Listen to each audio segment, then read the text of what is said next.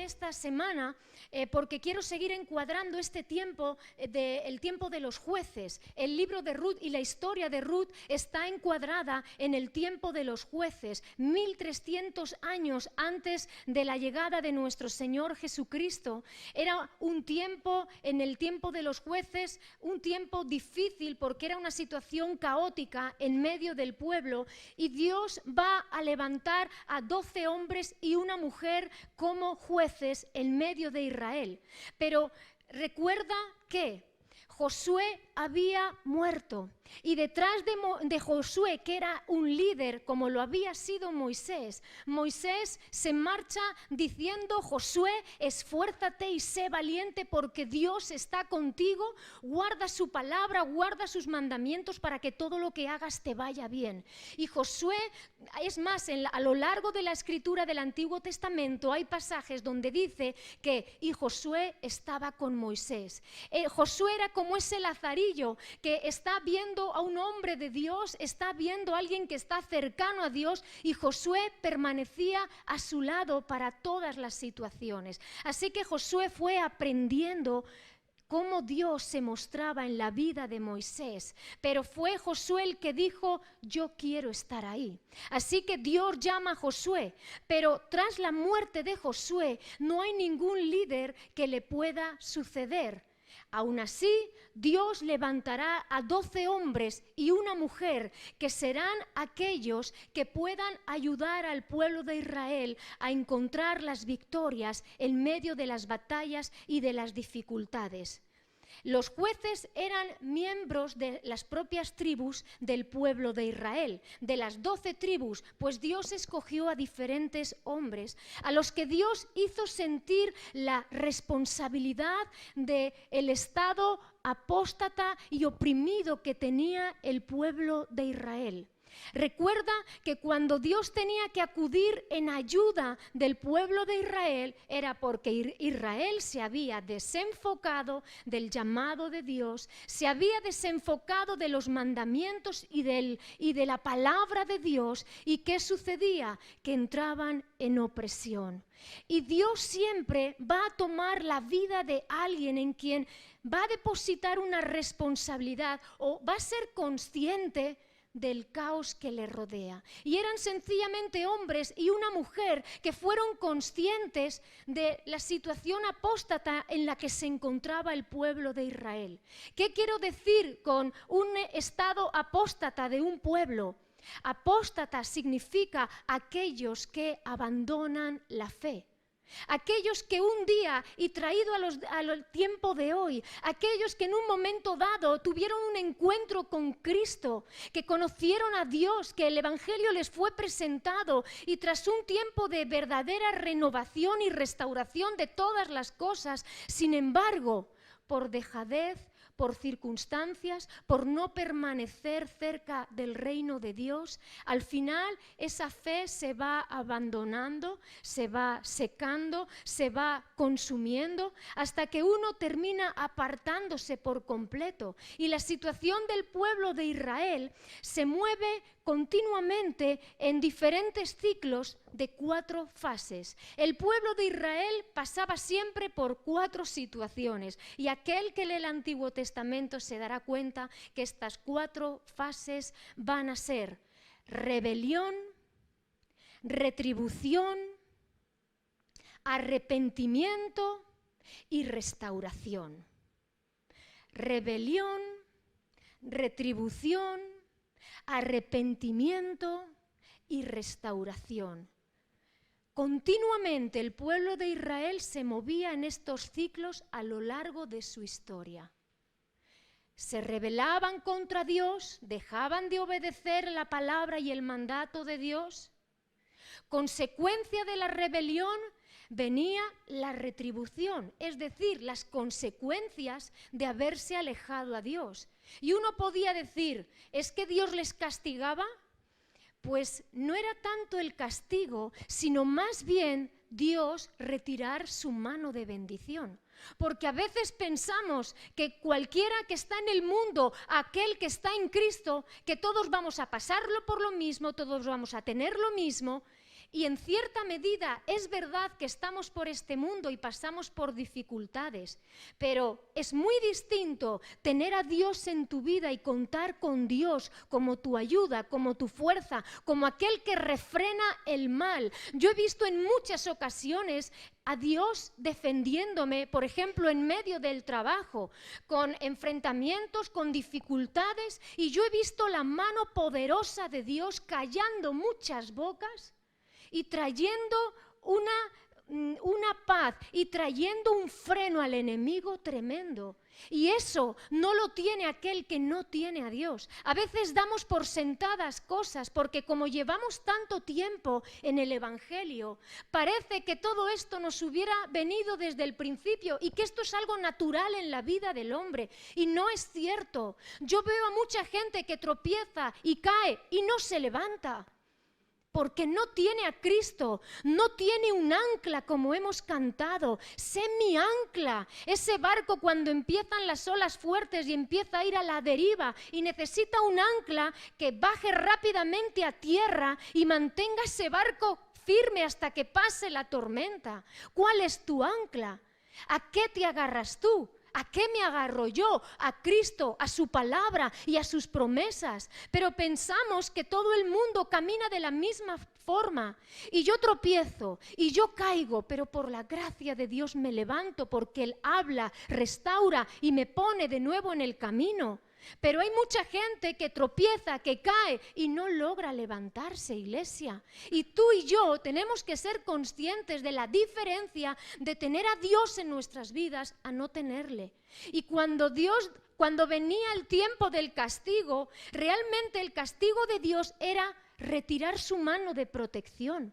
El pueblo de Israel caía en paganismos, en adorar a otros dioses. Dios les había dicho, no os mezcléis con otras culturas, no en sí con las personas. A lo que quería hacer ver Dios al pueblo de Israel era que culturas donde adoraban a otros dioses, si mujeres se casaban con hombres de otras religiones que adoraban a otros dioses, al final iba a ser una mezcla y reino de Dios se iba a perder, se iba a diluir, se iban a apostatar. Al final la gente abandona la fe porque ya no sabe si esto, si lo otro, y al final la gente claudica. Por eso Dios era tan firme y tan fuerte: no adoraréis a otros dioses, no emparentaréis con otras naciones para que no os alejen de Dios.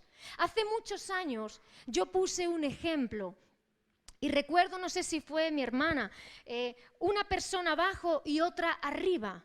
La persona que está arriba, quien ha subido ese peldaño, es aquel que ha conocido a Cristo, la gracia de Dios, la misericordia de Dios. Y por su gracia y su misericordia vivimos de una forma salvada, restaurada. Y abajo, imagínate una persona que no tiene a Cristo, que vive caído en sus pecados, en sus dificultades.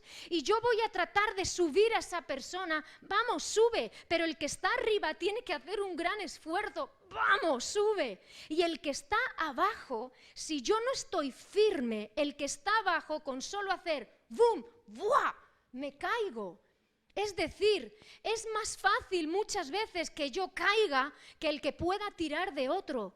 Tengo que ser muy fuerte y estar con gente muy fuerte para que el de abajo no me eche abajo, sino que yo diga, vamos, súbete arriba. Ven a Cristo. Ven al reino de Dios, cambia tu vida, pero para eso tú tienes que estar aquí arriba pisando muy fuerte, conociendo a Dios de una forma muy firme para que nada ni nadie te haga tambalear. Porque viene alguien con piquito de oro y convenciéndonos, y en nuestra juventud, hablo a los jóvenes ahora, que rápidamente te embaucan con la palabra, con la conversación y terminas al final que estás aquí arriba, pero empiezas a bajar un peldaño. Y como estás tanto con esa persona y estás tanto fuera del reino de Dios, hasta que has bajado. Y esto, iglesia, no sucede de la noche a la mañana. Esto no es de un día para otro. Esto es un desgaste de aquel que no ha entendido que tenemos que estar perteneciendo a Cristo y con Cristo. Aquel que no ha entendido que Dios es lo primero y que por encima de Dios no puede haber nadie. y que Él tiene que ser lo primero. Pero cuando un pueblo comienza a descuidarse y Dios siempre va a llamar a alguien, estos 13 hombres, 12 hombres y una mujer, Dios coloca en el corazón de decir, párate un momento y mira lo que hay a tu alrededor. Caos, desolación, un pueblo invadido, un pueblo que económicamente se viene abajo. Si tenemos tiempo lo vamos a ver, porque cuando Dios quita su protección, el enemigo lo primero que viene a robarte es la economía. El diablo viene a robarte absolutamente todo, y para cuando quieres darte cuenta, has perdido la situación y la posición que tú tenías estando con Cristo. Por eso Jesús dijo, separados de mí, nada podéis hacer. La vid y los pámpanos, tenemos que estar bien pegados a la vid verdadera. Cristo es esa vid verdadera. Por eso Jesús dijo, yo soy la luz del mundo, el que me sigue no va a andar en tinieblas porque va a tener la luz de la vida. Y esta afirmación conlleva su negación, es decir, si Cristo es la luz y quien le sigue tiene la vida, si yo no sigo a Cristo voy a estar en tinieblas y yo no voy a saber por dónde caminar. La afirmación conlleva también el resultado de esa negación, iglesia. Por eso era tan importante que el pueblo de Dios guardara la palabra de Dios. Y Dios va a llamar siempre a alguien de cada hogar. Y yo te digo, a veces uno dice, Señor, pero ¿por qué no se convierte mi familia? Y entramos en esa queja de decir, ¿y por qué no se habrán convertido mis familiares?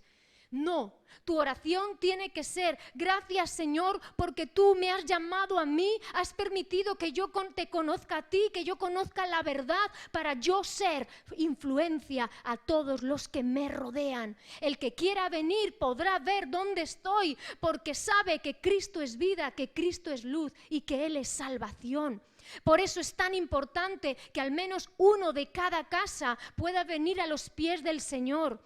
Así se lo dijo al carcelero cuando se convirtió, y todos en la casa, tú y tu casa seréis salvos. ¿Por qué? Porque por uno entra el evangelio y el resto comienzan a convertirse cuando están viendo el testimonio y el ejemplo de aquel que sigue a Cristo, iglesia.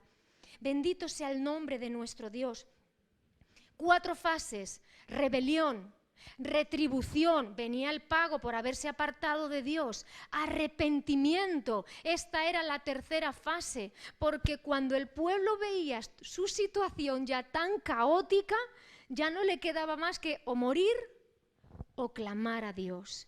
Y en el clamor a Dios, el Señor que dice que su misericordia es para siempre y que Él no guarda la ira para siempre, sino que su misericordia se renueva de día en día.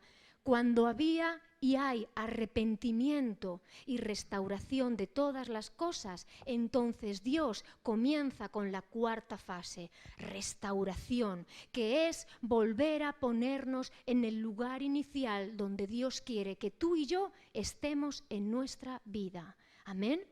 El arrepentimiento no solamente conlleva, Señor, te pido perdón, perdóname, es la primera parte.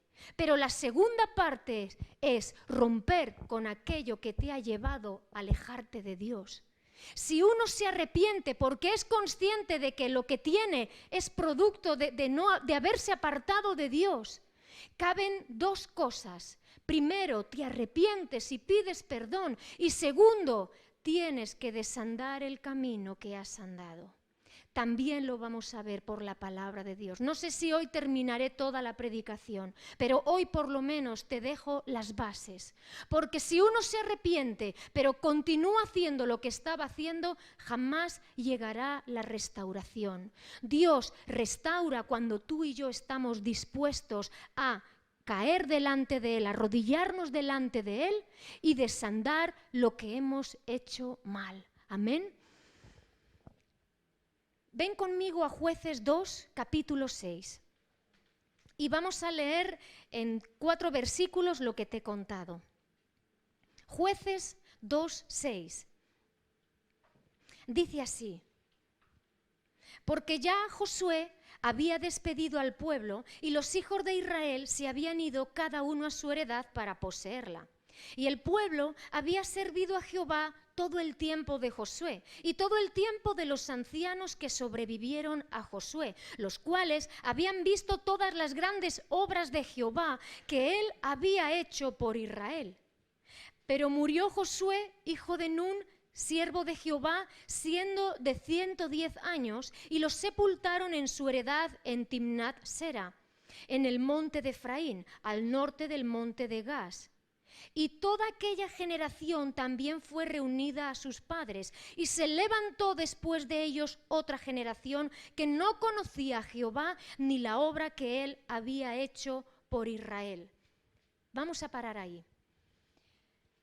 Nos está contando Jueces que Josué muere y que mientras Josué estuvo liderando al pueblo y manteniendo al pueblo a raya, lo único que Josué hacía era mantener el reino de Dios, mantener el estatuto de Dios, la palabra de Dios vigente, que el pueblo no se olvidara. Pero dice la Escritura que cuando él fallece y todos los de su generación fallece, la siguiente generación ni conocían a Dios ni lo que Dios había hecho. Una generación, ¿cuántos años son? Una generación abarca entre 20 y 30 años. Si yo miro, por ejemplo, a esta iglesia, yo puedo ver a mis padres, a Pepe y a Tele, a Joaquín y a Chelo, un poquito más jóvenes a Paco y a Mari. No entremos en edades tampoco. Digamos que de los 65, 70 para arriba. Eso es una generación. Esa fue la generación que se entregó a Cristo. Bueno, mi abuela también se entregó al Señor, pero fue a la par que mis padres. Entonces, pensemos que esa es una primera generación de esta iglesia. La hermana Juani, perdonadme si me quedo sin alguno. La siguiente generación son 20, 30 años, un poquito más jóvenes. Aquí ya va la Menda, aquí ya estoy yo, aquí está Jorge, Antonio. Aquí está, digamos, entre los 40 hasta los 50 como mucho y un poquito más para abajo. Ahí hay una siguiente generación. La siguiente generación ya son los de 20. Así vamos, entre 70, esas son las generaciones. Nuestros padres fueron los primeros que conocieron a Cristo, que en medio de adversidades, en mi casa fue problema de enfermedad, problema económico, pero vinieron a Cristo. Nosotras teníamos 5 o 6 años de edad y fue una primera generación que fue un mover de Dios, una revolución en mi casa tremenda. La siguiente generación fuimos nosotras, que ya el Señor nos empezó a hablar, escuela dominical, asistencia a la iglesia. Dios era en todo momento. Pero hay una siguiente generación que si tú no continúas hablando, ministrando y enseñando, si tú permites que sea este mundo quien enseñe, aleccione y piensa que tus hijos pasan más tiempo en el colegio que en tu casa. Piensa que hay más probabilidades de que este mundo les enseñe antes de que tú les enseñes. Y si tú y yo no nos encargamos de seguir enseñando a nuestra siguiente generación la ley de Dios, la palabra de Dios, guardar la palabra de Dios, eso se perderá. Y lo que nosotros hemos tenido como bendición en nuestras vidas, y si tus hijos se piensan que ellos lo van a tener sin tú haberles enseñado la palabra de Dios y a que amen a Dios y su palabra, ten claro que ellos no vivirán ni experimentarán la bendición de Dios sobre sus vidas.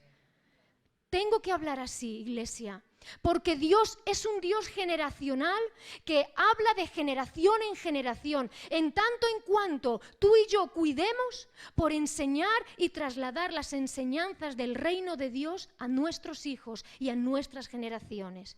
Y te hablo yo que no soy madre, pero en mi corazón hay un corazón de amar a la iglesia, de ver las diferentes generaciones que se están moviendo, de ver una sociedad que aumenta en crueldad, que aumenta en violencia, que aumenta en crisis. Y si nuestros hijos no están preparados y no saben que hay un Dios todopoderoso, que o guardan reverencia y temen a Dios con todo su corazón y conocen su palabra, serán carne de cañón en medio de esta sociedad, iglesia. Hablo a jóvenes porque comenzamos a ver como natural y es tan astuto el diablo y tan inteligente, de verdad. No más que Dios, nunca, jamás más que Dios. Pero el diablo es astuto para engañar a las generaciones, para hacerles ver lo bueno malo y lo malo bueno, que empiezas a naturalizar las cosas. Solamente cuando te enfrentas con la palabra de Dios te das cuenta que muchas cosas que hemos dado por sentadas, que son buenas, son contrarias a Dios. Por eso es tan importante que tú y yo aprendamos. Escúchame, ya en Jueces está hablando y dice que la siguiente generación a Josué no había conocido a Dios ni las obras maravillosas que Dios había hecho. Ven conmigo a Deuteronomio 6. ¿Cómo es posible que Dios ya había hablado a Moisés cuando el pueblo de Dios sale de Egipto? Les da una serie de leyes, de normas, de patrones, de conducta y comportamiento para que sepan cómo tienen que seguir a Dios. Deuteronomio 6:5. Y dime si aquí hay alguna duda, porque creo que Dios siempre es tan claro hablando a nuestras vidas. Deuteronomio 6:5 dice: y amarás a Jehová tu Dios de todo tu corazón y de toda tu alma y con todas tus fuerzas. Y estas palabras que yo te mando hoy estarán sobre tu corazón. Escucha bien. Y las repetirás a tus hijos. Repite conmigo. Y las repetirás a tus hijos. Otra vez. Y las repetirás a tus hijos. Continúa leyendo conmigo. Y hablarás de ellas estando en tu casa y andando por el camino y al acostarte y cuando te levantes. Y las atarás como una señal en tu mano y estarán como frontales entre tus ojos. Y las escribirás en los postes de tu casa y en tus puertas. Ve al versículo 20. Ve al versículo 20 y lee conmigo. Mañana, cuando te preguntare tu hijo diciendo: ¿qué significan los estatutos, testimonios y estatutos y decretos que Jehová nuestro Dios os mandó? Entonces dirás a tu hijo: nosotros éramos siervos de Faraón en Egipto, y Jehová nos sacó de Egipto con mano poderosa. Jehová hizo señales y milagros grandes y terribles en Egipto sobre Faraón y sobre toda su casa delante de nuestros ojos. Y nos sacó de allá para traernos y darnos la tierra que juró a nuestros padres. Y nos mandó Jehová que cumplamos todos estos estatutos y que temamos a Jehová nuestro Dios, para que nos vaya bien todos los días y para que nos conserve la vida como hasta hoy. Y tendremos justicia cuando cuidemos de poner por obra todos estos mandamientos delante de Jehová nuestro Dios, como Él nos ha mandado. Hasta ahí. Esto lo habla en el libro de Jueces, pero ya Moisés estuvo hablando al pueblo y diciéndole: ama a Dios, amarás a Dios con todo tu corazón, tu alma y tus fuerzas. Y pondrás esta palabra lo primero sobre tu corazón, lo primero sobre tu vida, pero lo siguiente las enseñarás a tus hijos. Y la palabra de Dios tiene que hablarse cuando estés en tu casa, andando por el camino, al levantarte, al acostarte. Lo llevarás como una señal en tu mano. Los hebreos llevaban como una especie de cajitas en la mano y en el frontal. Todavía aún en el pueblo de Israel, entre los más ortodoxos y judíos más férreos, cuando van por la calle les ves con sus rulitos y les ves aquí con unas cajitas donde llevaban filacterias, que eran pequeños pergaminos con la ley de Dios. Es decir, morando en todo momento la ley de Dios y recordándola, enseñándola. Si Dios estableció ese mandamiento, habla y enseña a tus hijos. Y cuando tus hijos te preguntaren, porque créeme que todos los niños en algún momento preguntan a su padre o a su madre: pero ¿y quién es Dios? ¿Qué es Dios? Porque ellos vienen aquí, ven a la gente levantar las manos, pero la gente, muchos dicen: pero ¿quién es Dios? Te tendrás que sentar con los más pequeños y empezar a hablarles de quién es Dios. Hablo desde pequeños en edad hasta pequeños en la fe. Gente que te pregunte, cuando alguien te pregunte quién es Dios, comenzarás a hablar del testimonio de Dios. El pueblo de Israel, su gran referente es cuando Dios los sacó de Egipto, cuando servían a otra nación y Dios les sacó, dice, con mano fuerte y brazo extendido y les liberó de todas las plagas, porque ellos fueron conscientes de cómo Faraón interpuso su mano porque no quería dejar libre al pueblo, y vinieron las plagas de mosquitos, de ranas, de langostas, fuego, lluvia, todo. El pueblo de Israel era muy consciente de dónde Dios les había sacado y cuál era su gran miseria. Cuando tus hijos te pregunten, o cuando la gente que pregunte lo que más a mano tú tienes, ¿qué es? ¿Qué es? Tu testimonio, tu vida, cómo has llegado a Cristo, cómo Dios ha obrado en tu vida, cómo tú estabas antes de conocer a Cristo. A veces, iglesia, escúchame bien, a veces nos avergonzamos de nuestro pasado y a veces muchos padres no quieren contar a sus hijos por lo que han pasado o situaciones quizás un poco vergonzosas en la vida, porque dicen, ¿qué va a pensar mi hijo de mí? O ¿cómo le voy a contar mi testimonio? Pero si tu hijo crece pensando que todo en vuestra familia ha sido de color de rosas, nunca será consciente de cómo la mano de Dios ha sido fuerte sobre tu familia. Nosotros vivimos muy felices, pero tuvimos que ser conscientes de una situación económica débil, de una enfermedad de mi padre, de una situación difícil que vivimos, que aunque no nos colocaban los problemas, pero éramos conocedoras, de tal forma que hemos visto la mano de Dios sobre nuestras vidas y de dónde Dios nos ha sacado. Cada testimonio sirva como ejemplo y testimonio de lo que Dios puede hacer en la vida de una persona, y para dar consejo a tu hijo y a tu hija de que si se aparta de Dios puede caer tan bajo o peor de lo que caíste tú. Es importante que todos conozcan de dónde hemos salido y que tú no digas, Señor, yo no voy a contar de dónde he salido. Pues ¿qué más da? El que la droga de la droga, el que de vicios, el que... Lo importante es que el testimonio está y tus hijos saben de dónde Dios te ha sacado.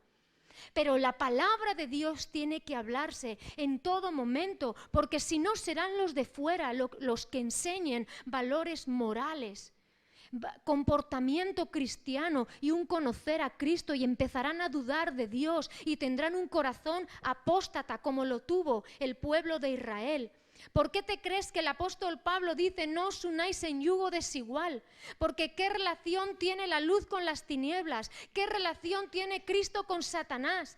¿Qué relación tiene el creyente con el incrédulo? Apartaos de ahí, no toquéis lo inmundo, dice el apóstol Pablo en 2 de Corintios 6, a partir del versículo 14, si lo quieres leer, porque tanto Antiguo Testamento como Nuevo Testamento está relacionado y continuamente el enfoque de Dios es: no te unas en yugo desigual con un incrédulo, no empatices. Y con esto no hablo en plan de no estar con nadie del mundo, no, yo no tengo amistades, no es eso.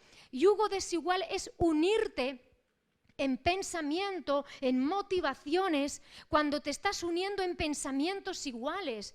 No, yo puedo apreciar a compañeros del trabajo y nos ayudamos y les felicito en cumpleaños y puedo salir en un momento dado, pero yo no voy a empatizar mi vida, yo no voy a unir mi vida ni en amistades ni en relaciones con gente que realmente no haya conocido a Cristo, porque en algún momento tirará de mí. Matrimonios donde uno es creyente, el otro es incrédulo. Es sumamente difícil criar así a unos hijos, porque uno no verá importancia prácticamente en nada y el otro estará intentando que su hijo siga los pies del Señor, pero al tener tanta diferencia uno de otro, incrédulo con creyente, no tenemos nada que hacer.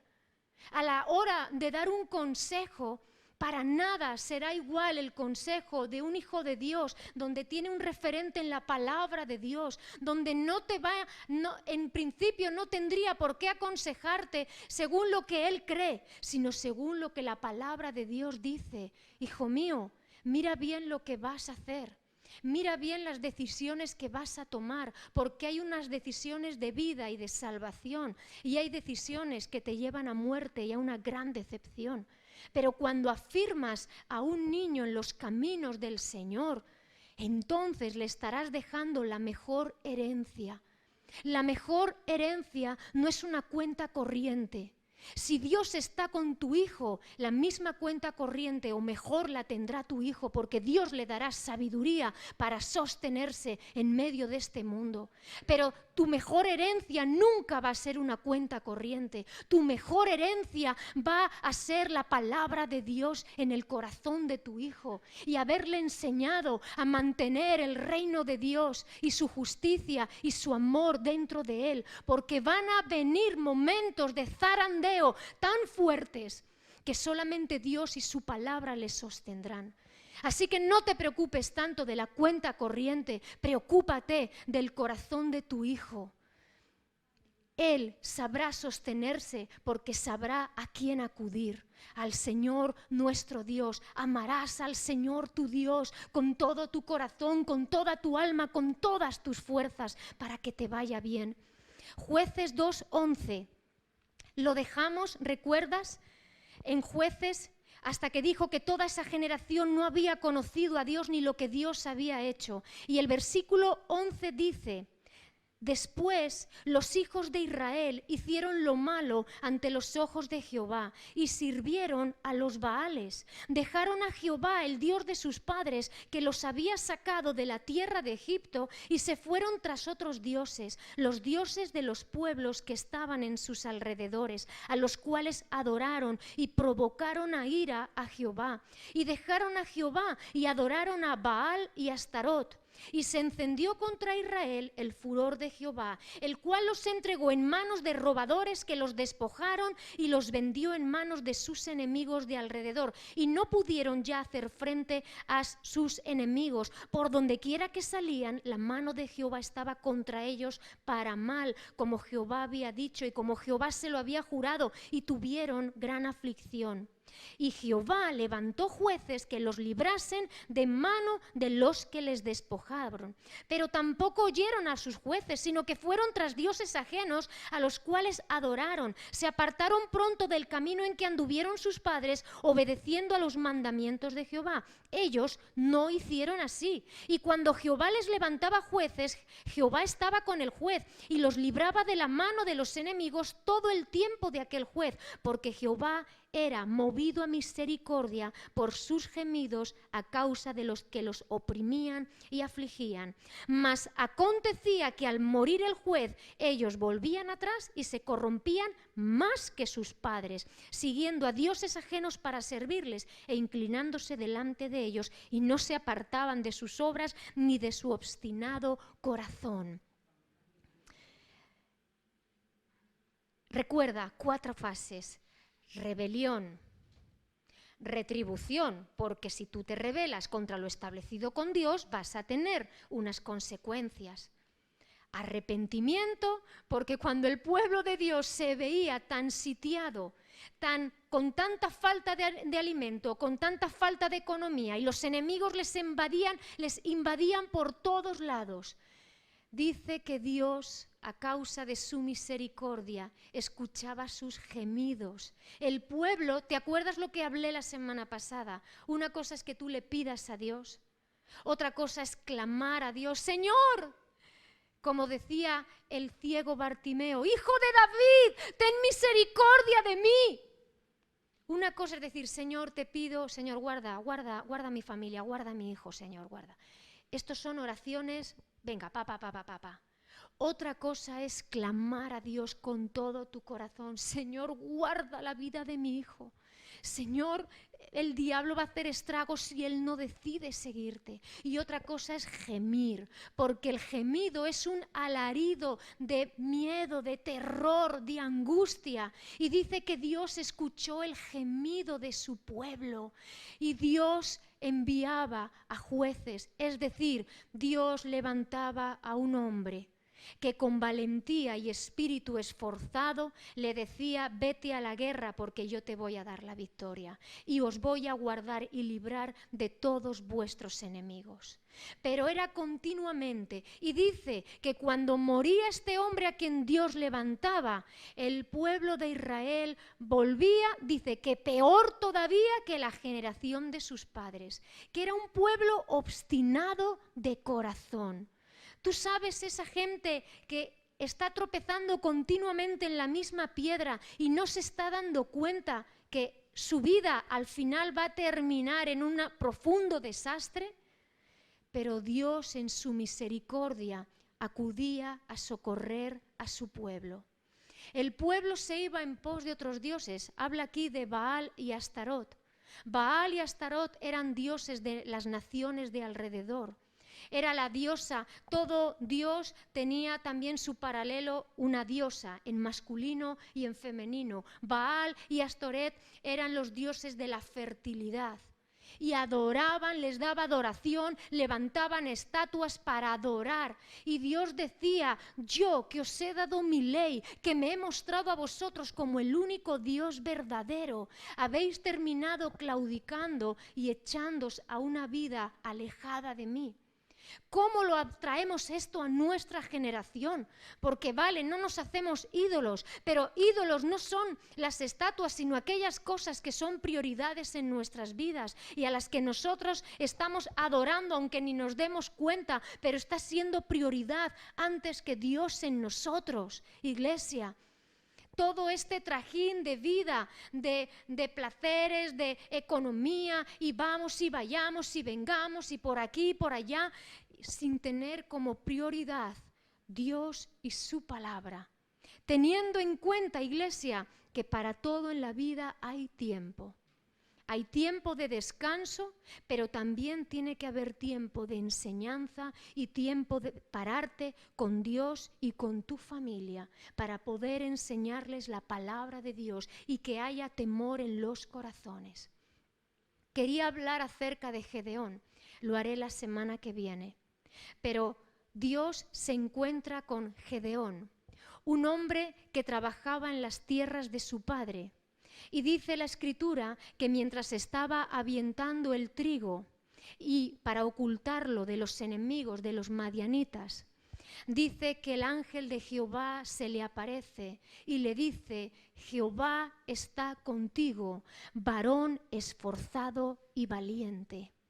En medio de un caos terrible en el pueblo de Israel, Dios se va a acercar a un hombre de la tribu de Manasés, Biezerrita, porque era descendiente del primer hijo de Manasés. Y este hombre, cuando se le aparece el ángel de Jehová, le dice: pero Señor, ¿cómo es que tú me vas a usar? Si mi familia, la de Manasés, es una de las más pobres y yo soy el menor de todos mis hermanos. En las familias hebreas, quien se llevaba la mayor bendición era el primogénito. Bendición espiritual, pero también bendición económica. El último hermano era como el que voy bendiciendo y para ti, ay, cariño mío, para ti. El último hermano era el que se quedaba también con bendición de Dios, pero nada comparable con el primogénito. Y este hombre va a decir al ángel de Jehová: ¿cómo tú me dices que tú estás conmigo? Y que tú me dices que vienes conmigo y que vaya con esta mi fuerza en contra de los madianitas.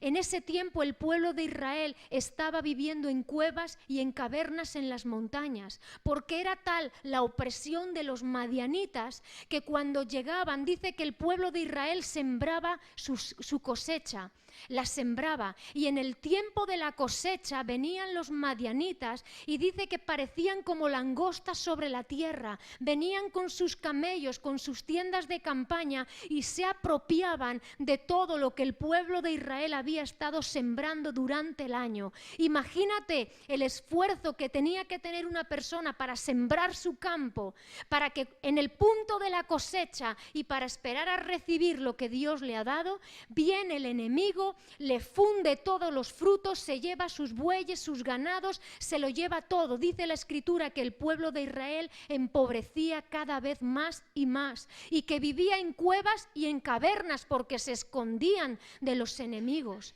Y Dios se aparece a un hombre en medio de este caos tan profundo y le dice: Jehová está contigo. ¿Por qué le dice Jehová está contigo? Porque todo el pueblo de Israel sabía que la mano de Dios estaba contra ellos porque habían desobedecido. Y lo mínimo que podía pensar este hombre era que un rayo le iba a caer encima. Pero si hemos desobedecido a Dios. Pero Dios lo primero que le dice: Dios es contigo, no contra ti. Estoy aquí porque Dios es contigo y no contra ti. Estoy aquí porque quiero hablar y bendecir tu vida, porque Dios es contigo y no contra ti. Y muchas veces Dios tiene que quitarnos ese temor de decir: Señor, sé que me va a caer, porque llevo una última fase en mi vida que cuando me caiga el rayo no sé lo que va a pasar. Pero Dios siempre viene para decir: Dios está contigo. Varón esforzado y valiente. ¿Recuerdas que así era Ruth la semana pasada? Una mujer esforzada y valiente. Josué, también esforzado y valiente. Es un perfil que Dios busca en el hombre a quien Dios llama, la mujer a quien Dios llama. Esforzado y valiente, no perfecto, probablemente cayendo muchas veces, sabiendo que habían desobedecido a Dios, pero dos requisitos: esforzado y valiente. Una persona que se esfuerza es que se sacrifica y que entiende el valor de las cosas y que trabaja hasta ver el fruto de las cosas. Esforzado, y número 2, es valiente, no es cobarde, es valiente. La semana que viene, más.